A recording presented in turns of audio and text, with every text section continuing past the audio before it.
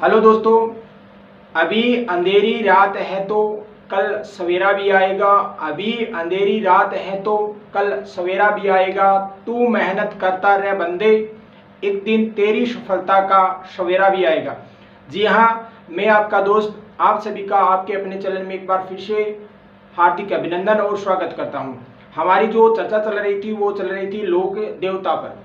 किस पर चल रही थी? लोक देवता पर। उसी चर्चा को हम आज आगे बढ़ाते हुए आज हम जो चर्चा करेंगे वो करेंगे मेहाजी मांगलिया। किस पर चर्चा करेंगे? मेहाजी मांगलिया, क्योंकि मेहाजी मांगलिया है यह पंच पीरों में एक महत्वपूर्ण लोक देवता थे। हमने पंच पीरों में अड़बू जी, गोगा जी, रामदेव जी, इन पर पूरी विस्तार से हमने चर्चा की थी। तो आज की जो हमारी जो चर्चा रहने वाली है वो रहने वाली है मेहाजी मांगलिया, और उसके बाद में हम जो चर्चा करेंगे वो करेंगे पाबू जी पर। तो हम चर्चा करेंगे मेहाजी मांगलिया। किस पर करेंगे? मेहाजी मांगलिया। ये पंचपीरों में एक महत्वपूर्ण लोक देवता थे मेहाजी मांगलिया। इनके अगर मंदिर की अगर हम बात करें तो वो है बापड़ी, और ये जो बापड़ी है ये है जोधपुर के अंदर। कहाँ है? जोधपुर के अंदर।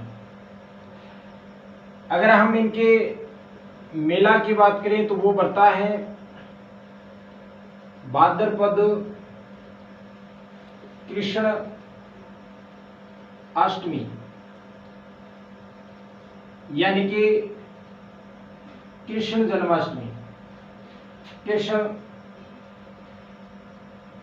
जन्माष्टमी को मेहाजी मांगलिया का मेला बढ़ता है। इनका एक प्रिय घोड़ा था जिसका नाम था किर्ड काबरा। ये इनका प्रिय घोड़ा था। मेहाजी मांगलिया है ये राव चूड़ा के समकालीन थे। किसके समकालीन थे? वो थे राव चूड़ा के। इनके ये समकालीन थे। इसकी कुछ विशेषताएं थी जिसके कारण इन्हें लोक देवता के रूप में पूजा जाने लगा। पहली जो विशेषता है वो है जन साधारण की सेवा व सहायता करना। ये इनकी क्या थी? विशेषता थी। दूसरी जो विशेषता है वो है, कहा जाता है कि इनकी पूजा करने वाले भोपों की वंशवृद्धि नहीं होती। इनकी पूजा करने वाले भोपा की वंशवृद्धि नहीं होती। अपनी वंशवृद्धि को आगे बढ़ाने के लिए, वंशवृद्धि का मतलब इसे संतान नहीं होती, अपनी वंशवृद्धि को आगे बढ़ाने के लिए ये दूसरे की संतान को क्या लेते हैं? गोद में। अगर हम मेहाजी मांगलिया की वीर गति की अगर बात करें, वीर गति, तो इनकी जो वीर गति है वो जैसलमेर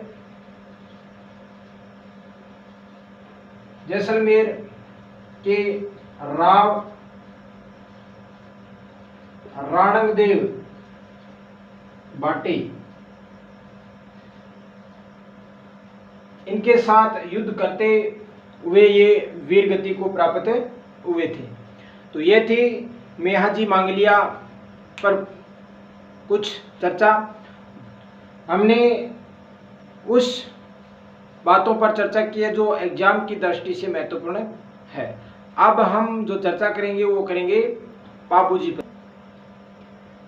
पाबू जी पर, और पाबू जी भी पंच पीरों में एक महत्वपूर्ण लोक देवता थे। इनका जन्म की अगर हम बात करें तो 13वीं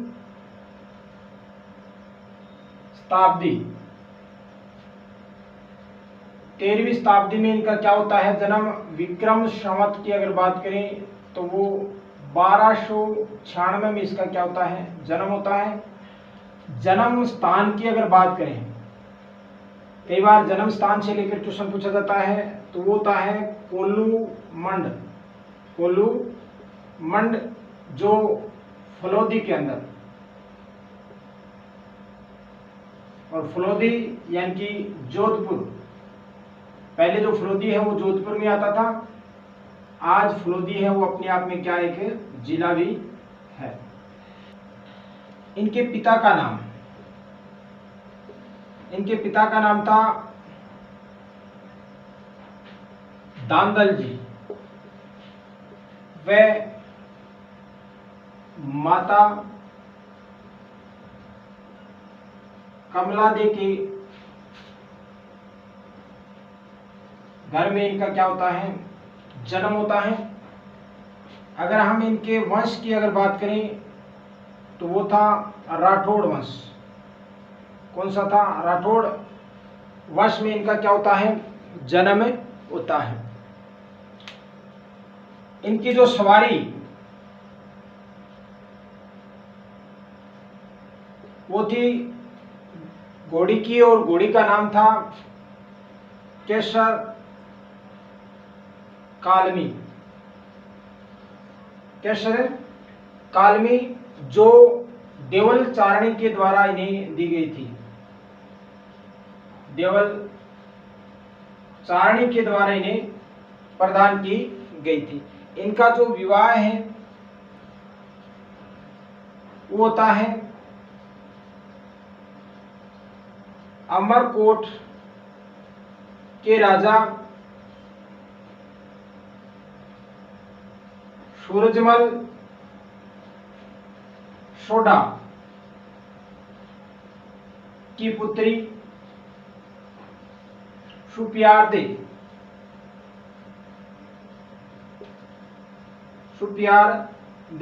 जिसे ही फुल्लमदे भी कहा जाता था।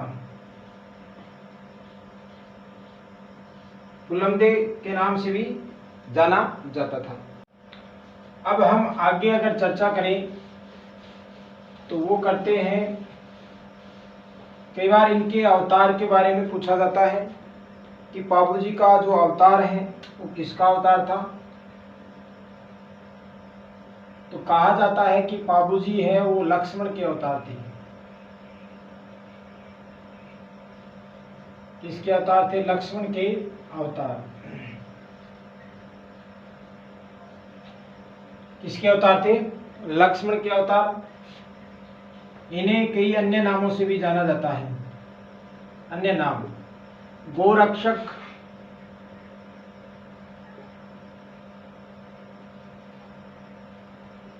के देवता, प्लेग के देवता,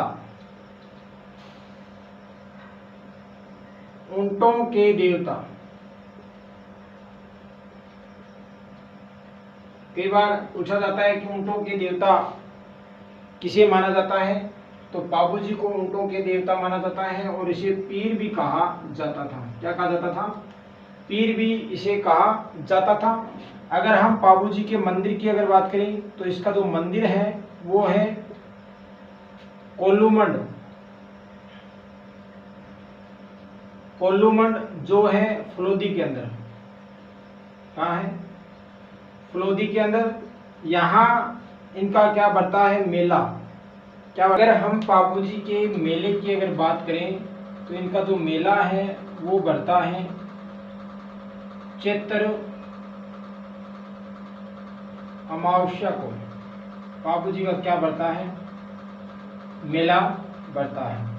हम बापू जी की विशेषता को अगर देखें कि इनकी क्या क्या विशेषताएं थी, तो पहली जो विशेषता है वो है मारवाड़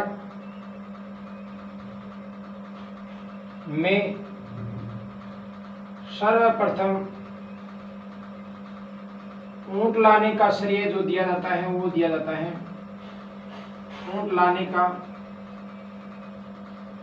श्रेय ये बापू जी को जाता है। दूसरी जो इनकी महत्वपूर्ण जो विशेषता है वो है राजस्थान में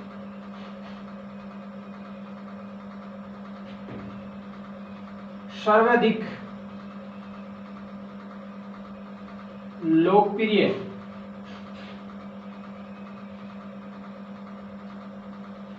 फड़ जो मानी जाती है वो मानी जाती है पाव भाजी की। और तीसरी अगर हम विशेषता देखें तो इनकी फड़ का वाचन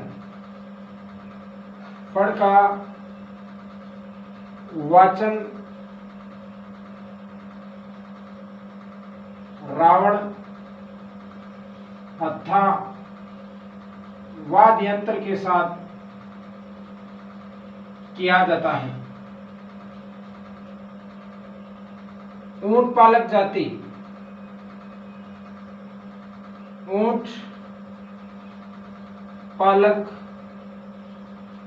जाति जिसे कहा जाता है राइका, क्या कहा जाता है, राइका या रेबारी, वे इन्हें अपना आराध्य देव मानते हैं, आराध्य देवता मानते हैं। इनके जीवन पर कुछ ग्रंथ लिखे गए हैं, किसके, पाव भाजी के, जो है पाव भाजी प्रकाश, एक है पाव भाजी रूपक, एक है पाव भाजी बात। ये कुछ जो ग्रंथ हैं ये पाव भाजी के जीवन पर लिखे गए हैं। कि वीर गति की अगर बात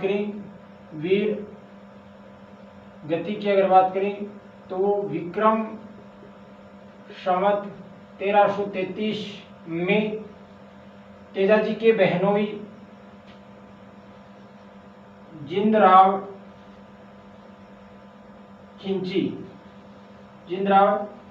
खिंची से देवल चारणी की गायों को छुड़ाते वक्त युद्ध में वीर गति को प्राप्त हो जाते हैं। थी पाव भाजी पर जानकारी, तो हमने पंच पीरों पर पूरी विस्तार से हमने चर्चाएं की हैं। अगर आपको वीडियो अच्छा लगा है तो इस वीडियो को ज़्यादा से ज़्यादा लाइक करना, अपने दोस्तों में शेयर करना। अब हम अगले वीडियो में अन्य जो महत्वपूर्ण लोक देवता हैं उन पर भी परीक्षा की दृष्टि से जो महत्वपूर्ण बातें हैं उन पर हम चर्चा करेंगे। तो फिर मिलेंगे हम अगले वीडियो में, तब तक के लिए मैं आपसे विदा चाहता हूँ।